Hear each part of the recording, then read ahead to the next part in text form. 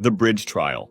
In 1565, a bridge in the town of Lavore, France, was put on trial after it collapsed, killing several people. The local authorities viewed the collapse as a failure of the bridge itself, rather than its poor construction or maintenance. So, in a formal legal proceeding, the bridge itself was held accountable for the deaths it caused. Witnesses were called to testify about the disaster, and arguments were made to determine the bridge's guilt. The trial ended with the bridge being condemned, and as a punishment, the local authorities ordered the destruction of the bridge and its replacement with a new, stronger structure. The Lost Pants Trial. In 2005, a man from Washington, D.C. sued a dry cleaner for $54 million over a pair of lost pants. The man had left his pants at the dry cleaner, and when he returned, they were no longer there, prompting him to file a lawsuit against the dry cleaner for breach of policy and emotional distress. He demanded a large sum of money, claiming that the loss of his pants had caused him extreme inconvenience and suffering. The case quickly became a public spectacle, with the media covering the outrageous amount of money the man was requesting. The court ultimately dismissed the case, and the man was publicly criticized and made fun of for his excessive and childish demands. The Rooster Trial. In medieval Europe, it wasn't uncommon for animals to be put on trial for crimes. One of the most hilarious examples occurred in 1474, in the town of Basel, Switzerland, where a rooster was accused of laying an egg, which was believed to be a sign of witchcraft. Since it is impossible for roosters to lay eggs, the rooster was taken to trial, and after being found guilty of witchcraft, was sentenced to death. The McDonald's Trial.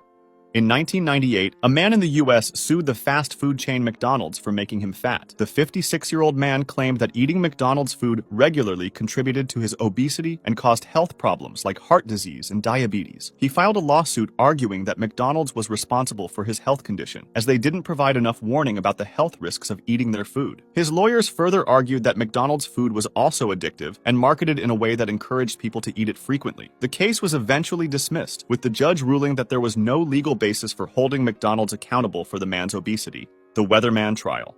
In 2009, an Israeli woman filed a lawsuit against a weatherman from the Israeli TV channel Channel 2 after he incorrectly forecasted the weather. The woman claimed that the weatherman reported clear skies and good weather, but instead, it rained that day. This inaccurate forecast made the woman dress inappropriately for the weather, and she ended up getting sick with the flu. The woman argued that as a result of the weather misreport, she missed a week of work and had to spend money on medication, prompting her to sue the station for $1,000 in damages to cover both her lost wages and medical expenses. In a surprising turn of events, the court ruled in her favor, making the TV station pay the woman the amount she asked for. The Killer Whale Trial.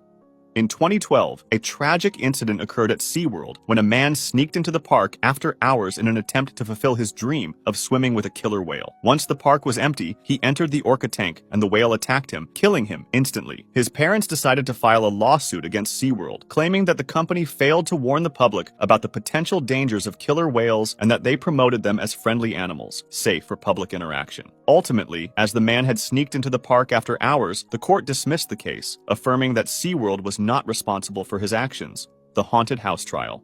In 2012, a woman visited the Haunted House of Horrors attraction at Universal Studios in Florida. During the experience, she was chased by an actor dressed as a werewolf and fell to the ground, but did not sustain any injuries from the fall. Despite not being harmed, the woman filed a lawsuit against the actor and everyone involved with the venue, claiming psychological trauma from the experience. The court dismissed the claim, ruling that psychological trauma could be expected when visiting a haunted house designed to scare its visitors. The Michael Jordan Trial. In 2002, a man from Oregon filed a personal injury lawsuit against Michael Jordan and Nike. He claimed that he was repeatedly mistaken for Michael Jordan due to their apparent resemblance, which caused him significant emotional distress. The court dismissed the lawsuit because he could not demonstrate any actual injuries caused by the situation, and the resemblance between him and Jordan was deemed to be minimal. The Aging Trial. In 2018, a 69-year-old man from the Netherlands filed a lawsuit seeking to legally change his age to 49 years old. He argued that he felt discriminated against because his real age negatively impacted his job prospects and his chances of success on Tinder. He claimed that people were biased against him due to his age, and changing it legally would allow him to avoid ageism. The court rejected his claim, ruling that things such as voting, pensions, and legal contracts are dependent on a person's age, making it unfair for someone to change their age whenever they feel like it, as doing so would cause significant legal implications. The Bad Date Trial. In 2017, a 37-year-old man from Austin, Texas, filed a lawsuit against a woman he had gone on a date with, claiming that her behavior during their time at the movies was so offensive that it ruined his experience. The man alleged that, while watching Guardians of the Galaxy Volume 2, the woman spent the entire time texting on her phone instead of watching the film, which violated theater rules and severely impacted his ability to enjoy the movie. The man demanded his date pay him the price of the movie ticket, $17.31, as compensation for the inconvenience she caused. Surprisingly, the woman accepted the man's claims and agreed to the settlement offer, the sandwich trial.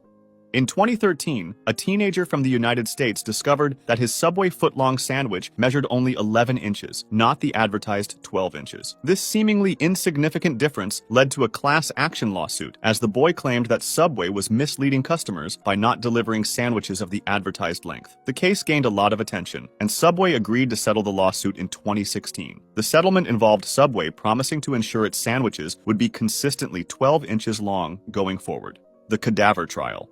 In 897 CE, Pope Stephen VI commanded that the body of his predecessor, Pope Formosus, who had been dead for several months, be removed from his grave to participate in a court case. Formosus's corpse was dressed in papal robes, propped up on a throne in the Basilica of St. John Lateran, and subjected to a formal trial. The charges against Formosus were primarily political. He was accused of violating church laws by allegedly serving as a bishop while switching dioceses and conspiring against Emperor Lambert of Italy. The prosecution proceeded as if Formosus were alive, with a deacon appointed to speak on behalf of the dead pope. To no one's surprise, the verdict was guilty. Pope Stephen VI ordered Formosus's papal acts to be nullified, his corpse stripped of its vestments, his 3 blessing fingers on his right hand severed, and his body thrown into the Tiber River. The kidnap trial.